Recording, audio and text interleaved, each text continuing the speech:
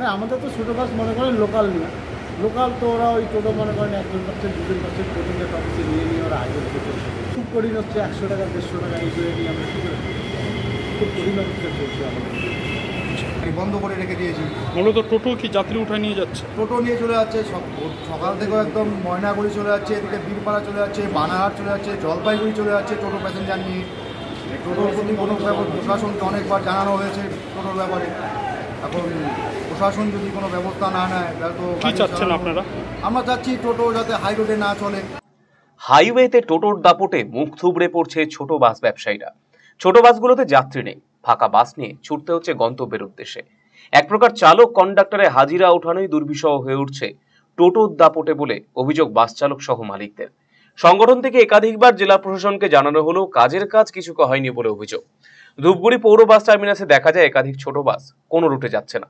লাভের বদলে ক্ষতির মুখে পড়তে হচ্ছে বাস মালিকদের। যে সমস্ত ছোট বাসগুলো চলাচল করছে তাতে হাতে গোনা কয়েকজন যাত্রী। বাস কন্ডাক্টর গৌতম বোস বলেন, বর্তমানে রাস্তাতে টোটোর দাপটে আমাদের বাসে যাত্রী উঠতে চাইছে না। বাস টার্মিনাস থেকে যাত্রী তুলে এশিয়ান হাইওয়েতে দাপিয়ে বেড়াচ্ছে টোটো। এভাবে চলতে থাকলে সংসার চালানো দুর্বিষহ হয়ে পড়বে। প্রশাসনের উচিত দ্রুত টোটোর বিরুদ্ধে ব্যবস্থা গ্রহণ করা। টোটো হাই রোডের উপরে চলছে, হাই রোডে টোটো চলার কারণে ছোটো গাড়ি যেগুলো এমনিতে তো প্যাসেঞ্জার নেই এবং প্রশাসনও কোনো ব্যবস্থা নিচ্ছে না টোটোর প্রতি।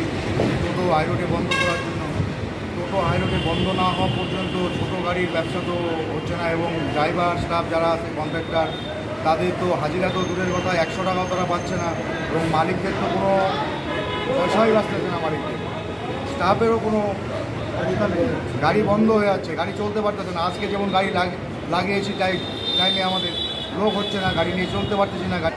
তার জন্য প্রশাসন একটু ব্যবস্থা নিই যাতে ছোটো গাড়িগুলো চলে এবং ছোটো গাড়ির স্টাফ মালিক টালিকেরা বাঁচে সব। একই বক্তব্য বাস চালক সুনীল দাসেরও।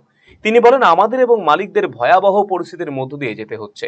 বর্তমানে ব্যবসার পরিস্থিতি খুবই খারাপ টোটোর দাপটে। বাস মালিকরা চাইছে প্রশাসন টোটোর বিরুদ্ধে ব্যবস্থা গ্রহণ করুক। এমন পরিস্থিতি চলতে থাকলে আমাদের পথে বসতে হবে বলে জানিয়েছেন তিনি। আমাদের তো ব্যবসা খুবই খারাপ, মনে করেন টোটো মিডিয়া হাইওয়েতে ওরা আরসিটিভি সংবাদ, ধূপগুড়ি। রায়গঞ্জবাসীদের জন্য সুখবর, যারা দীর্ঘদিন ধরে জয়েন্টের ব্যথা এবং হাড়ের সমস্যায় ভুগছেন তাদের জন্য রায়গঞ্জ দিশারিতে আসছেন আর.এন. টেকর হাসপাতালের জয়েন্ট রিপ্লেসমেন্টে ভারত বিখ্যাত অস্থিরোগ বিশেষজ্ঞ doctor Varun Dutta, MD, DNB.